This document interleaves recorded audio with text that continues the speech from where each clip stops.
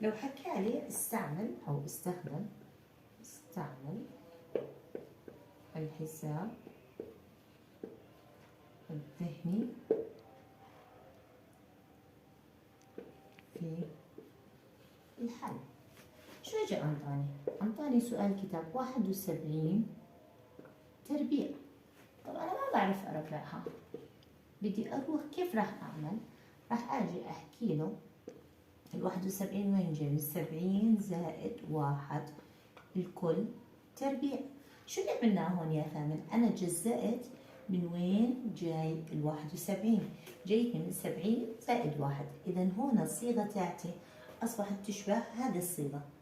بقدر أحلها على القانون اللي كتبناه، الأول تربيع زائد أو ناقص 2 ضرب الأول ضرب الثاني زائد الحد الثاني تربيع. إذا راح يكون عندي 70 تربيع زائد 2 من القانون، 70 مضروبة بالواحد زائد الحد الثاني تربيع. حاليا بدنا نبسط المقادير هاي كلها. 70 أنا الصفر بنزله، صفر الأحد بينزل لأنه تربيع راح ينزل معي 2. 7 ضرب 7 هي 49 زائد 70 ضرب 1 70 ضرب 2 140 زائد 1 تربيع هي 1. إذا بدنا نجمع الحدود هسا. 1 زائد 0 زائد 0 هو 1.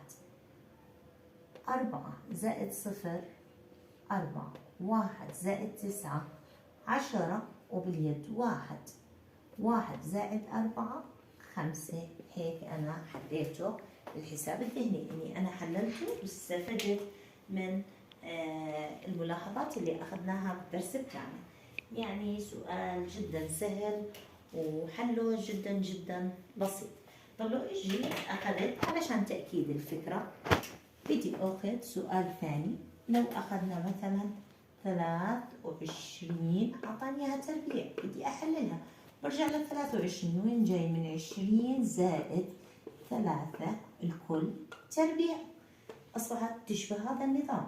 بحلها على طريقة هذا الدرس. الأول تربيع دون 20 تربيع زائد قانوني 2 ضرب الأول ضرب الثاني زائد الحد الثاني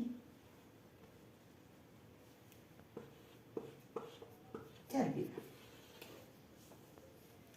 نبسط المقدار. أنا عندي صفر في الآحاد ومرفوع لأس 2، إذا بنزلوا صفرين. 2 تربيع هي 4 زائد 2 ضرب 2 4 ضرب 3 12. وأنا عندي الصفر بينزل، يعني قبل ما أبدأ عملية الضرب بنزل الصفر، بعدين بحكي 2 ضرب 2 4 ضرب 3 12 زائد 3 تربيع اللي هي 9. يلا نجمع يا أبطال الثامن. 9 زائد 0 زائد 0 9. 2 زائد 0 2. 1 زائد 4 5. شايفين كيف ما أبسط هالأمور؟ جدا سهل هذا السؤال.